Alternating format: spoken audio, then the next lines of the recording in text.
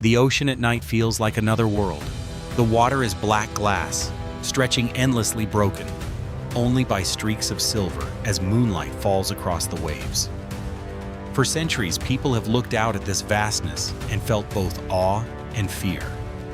Beneath the surface, predators move silently, and few predators command as much respect or fear as the great shark. Our story begins aboard a modest fishing vessel, the kind that has plied these waters for generations. Wooden beams creak as the hull cuts through the swells, leaving a trail of glowing plankton swirling like starlight beneath the boat. For the men aboard, tonight is not an ordinary fishing trip. They are not searching for mackerel or herring. Tonight they are chasing giant sharks, tuna, and creatures strong enough to snap a line, capsize a boat, or test the very limits of human courage.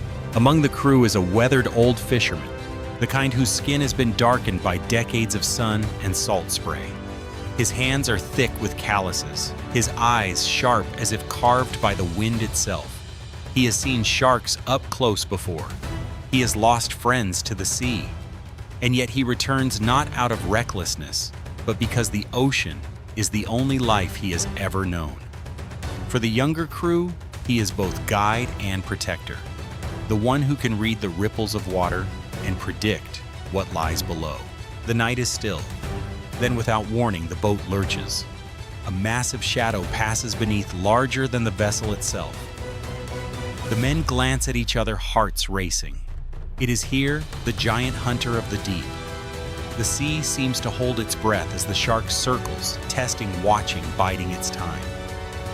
Its dorsal fin breaks the surface, slicing the moonlit water like a blade.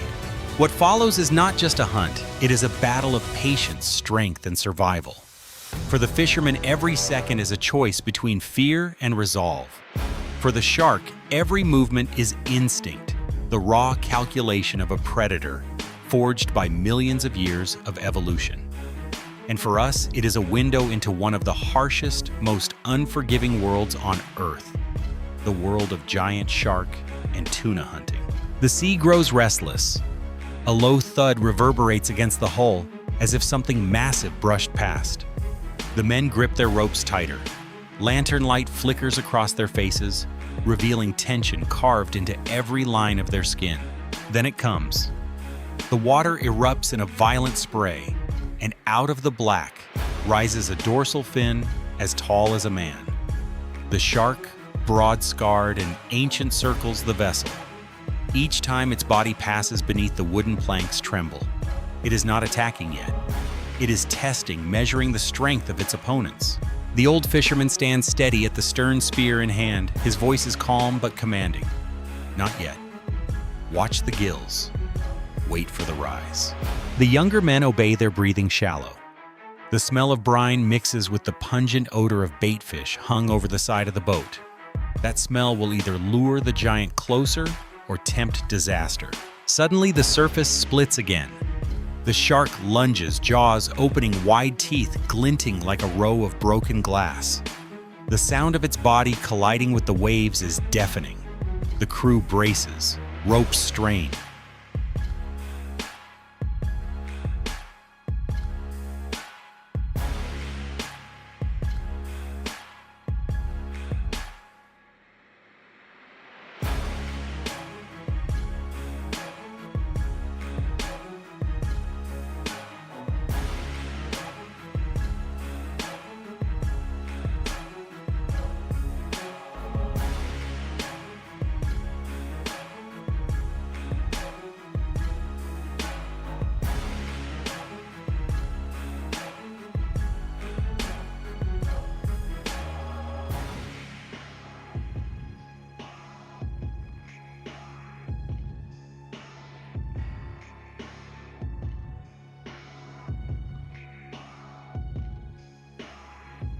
The boat rocks violently, threatening to tip.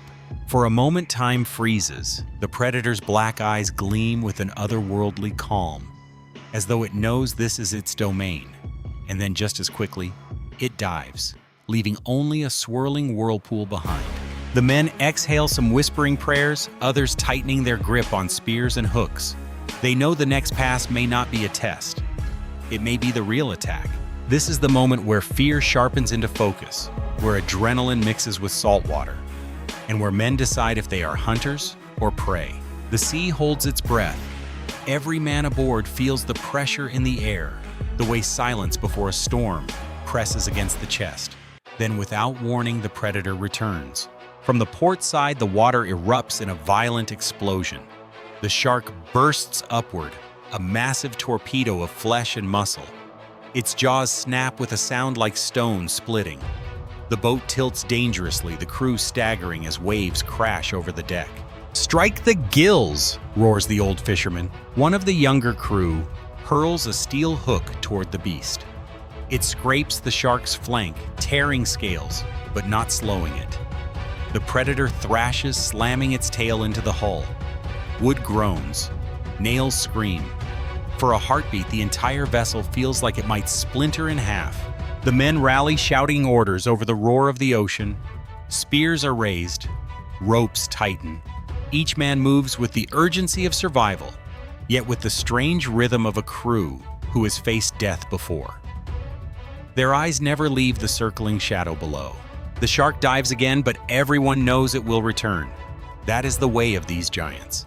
They test, they strike, and when they sense weakness, they finish. As lanterns flicker and seawater sloshes across the planks, the crew steels themselves. Muscles tense. Spears are gripped until knuckles turn white. There will be no second chances. When it comes back, it will be for blood. The silence breaks with violence. The shark lunges once more, but this time it commits fully, a blur of power and teeth cutting through the moonlit water. The dorsal fin slices upward, throwing spray high into the air. The crew braces. Wooden planks groan beneath their boots as the giant collides with the hull, shaking the vessel as if it were a child's toy. Steel tips gleam in the firelight. A spear strikes, glancing off its armored back. Another digs shallow into the thick muscle near the gills. The monster thrashes tail, whipping like a wrecking ram, nearly toppling two men into the black depths. Shouts fill the air, mixing with the groan of rigging and the slap of waves against the bow. The predator circles slower now, but deliberate, eyes glinting with cold purpose. It is not just an animal, it is a force of the ocean itself. Each pass grows tighter, each surge more aggressive. For the fisherman, every second feels like a test, a contest of endurance between human resolve and nature's fury. The old leader lifts his harpoon. His voice booms. "Steady, let it rise. Aim for the lungs." The shark bursts again, breaching so close that the spray blinds the men. The harpoon arcs, striking true into the softer flesh beneath the fin. A roar erupts from the crew. The beast writhes, dragging the line taut, nearly snapping the mast. The struggle rages on. Ropes scream as they stretch. The deck turns slick with seawater and sweat. Hands blister, backs strain, yet no one lets go. For these men, the sea has always demanded sacrifice, and tonight the cost will be measured in bruises, blood, or worse. Minutes stretch into an eternity. The predator refuses to yield. With every lunge, it drags the vessel sideways, tearing grooves in the ocean. The men hold on knuckles, white eyes locked not on victory, but on survival. Because in these waters, triumph is never guaranteed. And yet, even as exhaustion bites into muscle and breath burns in their lungs, the fire in their eyes remains. They are not merely fishermen. They are warriors bound by salt steel and a pact with the unforgiving sea. The struggle with the shark fades into memory, but the ocean offers no rest. As dawn bleeds across the horizon, the sea transforms into a battlefield of another kind. The men ready their long lines, hooks glinting like teeth bait, shimmering in the first rays of sunlight. This is not about a single predator anymore. It is about abundant schools of tuna moving like living storms beneath the waves. Sleek, silver, powerful. They slice through the water at speeds few creatures can match. To capture them requires patience, precision, and a deep respect for the rhythm of the sea. The captain shouts orders, and the long line is cast. Kilometers of cord unravel into the ocean's depths, carrying thousands of hooks baited with sardines and mackerel. The sea swallows them whole, leaving only the hum of machinery and the anxious silence of waiting men.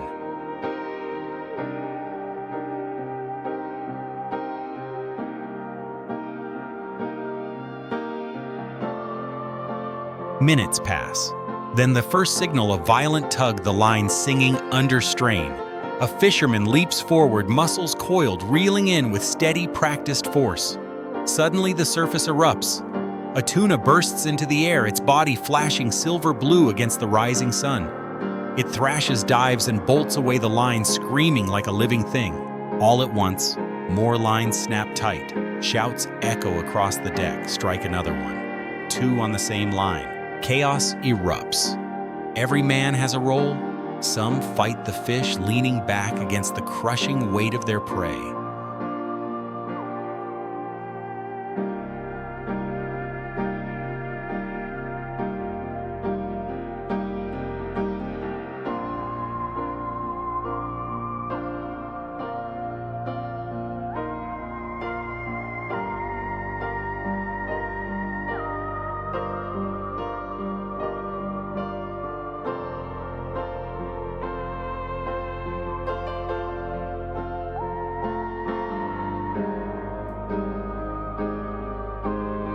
Others scramble to untangle lines to keep the hooks from tearing free.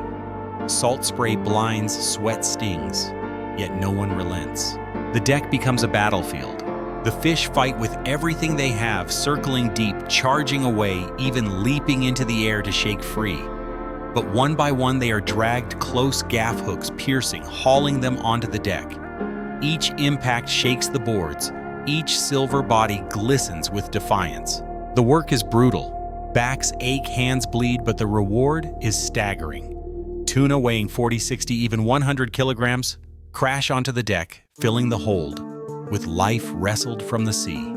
The smell of blood salt and iron mixes with the roar of engines and the endless crashing of waves. And through it all, there is a strange beauty.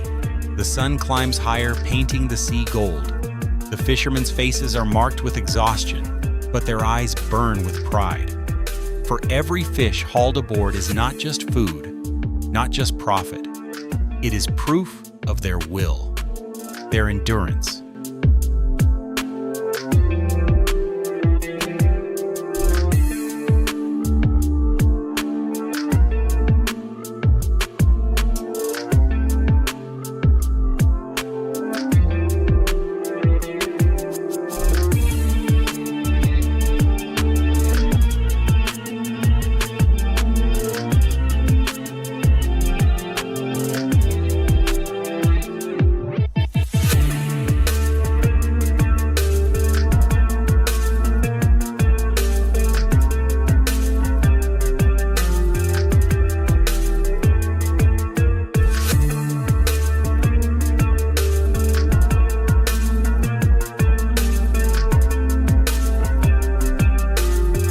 Bond with the unforgiving ocean. Life aboard a fishing vessel is unlike any life on land. Once the port fades behind the horizon, the crew enters a world ruled only by wind waves and the will of the sea. Days blur together under the endless cycle of casting lines, hauling nets, cleaning fish, and maintaining equipment.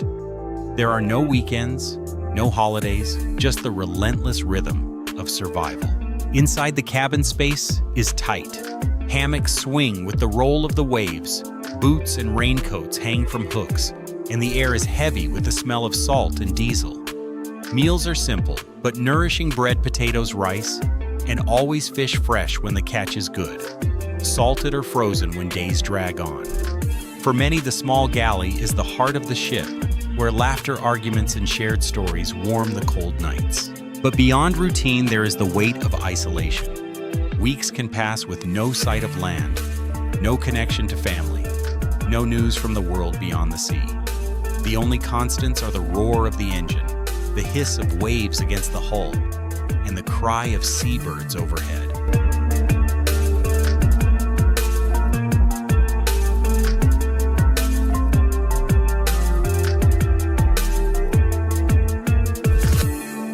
For younger crew members, this isolation can be crushing. For veterans, It is simply part of the pact they've made with the ocean. Yet in that hardship lies a strange freedom. Beneath the star-strewn sky, when the sea calms and the boat drifts gently, fishermen often describe a peace unlike any other. They call it the silence of the deep, a moment when man feels small yet deeply connected to the vastness around him. Shark and tuna hunting is more than an occupation. It is an inheritance.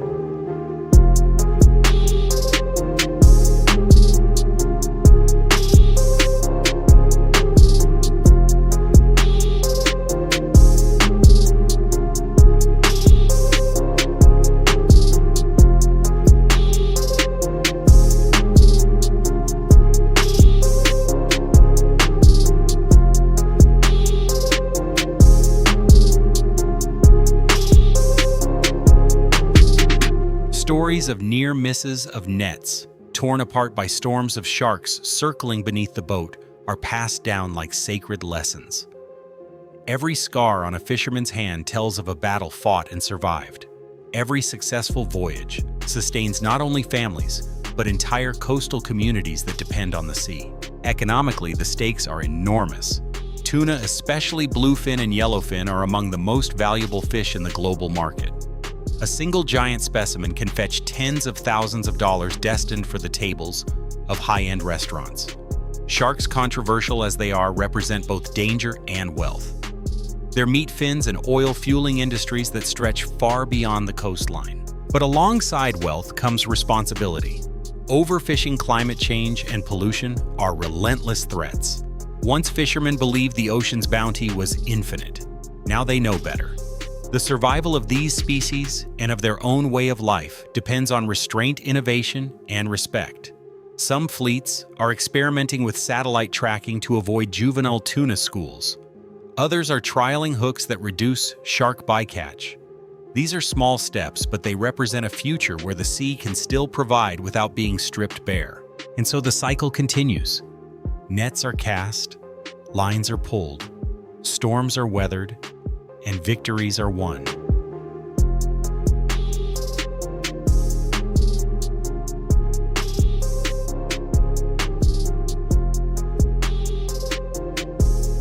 Each fish caught is a triumph, each voyage completed a testament to endurance. The ocean remains brutal, unpredictable, and at times merciless. Yet for those who choose it, it is also generous, beautiful, and alive. The men who go to sea understand something many on land forget: the balance between fear and reverence, between taking and giving back. They are hunters, yes, but also guardians, bound to a tradition that will endure as long as humans dare to chase giants in the deep. As the ship finally turns toward shore, its hold heavy with fish and its crew weary but proud, the coastline reappears on the horizon. Families gather at the docks. Children wave, wives and parents watch anxiously. And the smell of the ocean clings to every man who steps off that vessel. The story of the hunt is told once more, not just in words, but in every scar, every smile, every silent glance that says, beyond the physical battles with waves and giants of the deep, shark and tuna hunting has left a cultural imprint that stretches across generations and continents. For many coastal communities, these hunts are not just economic lifelines, but threads woven into identity, belief, and ritual. Long before sonar and diesel engines, fishermen told stories of colossal sharks and tuna that seemed almost mythical.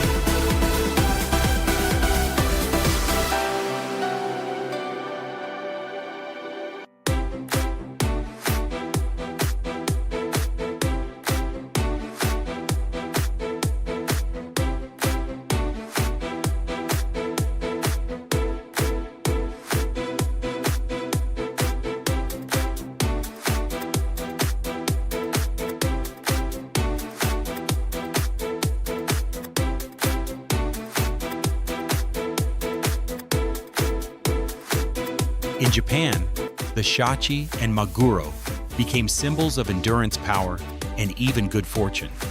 In Northern Europe, sagas from the Viking Age recount battles with giant cod, halibut, and shark stories that blurred the line between real hunts and epic battles against sea monsters.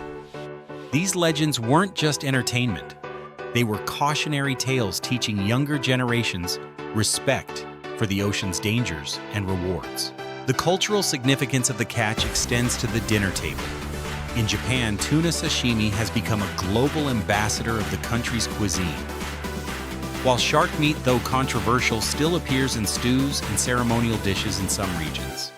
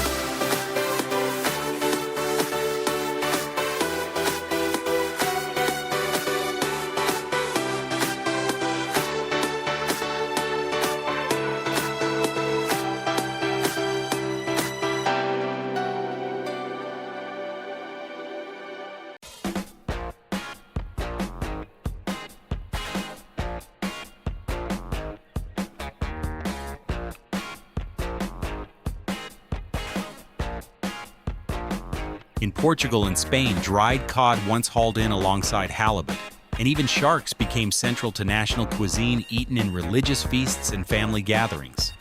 Coastal tribes in the Pacific treated shark hunting as a rite of passage, a moment where young men proved their courage by facing the ultimate predator. In modern fishing villages, celebrations still follow major catches.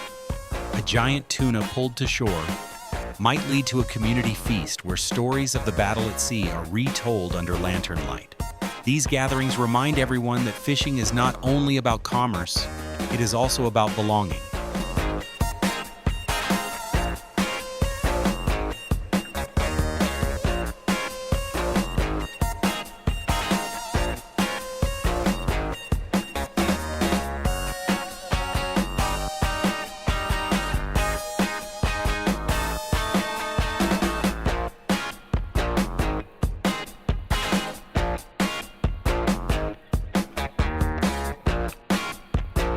Today, the cultural view of shark and tuna hunting is shifting.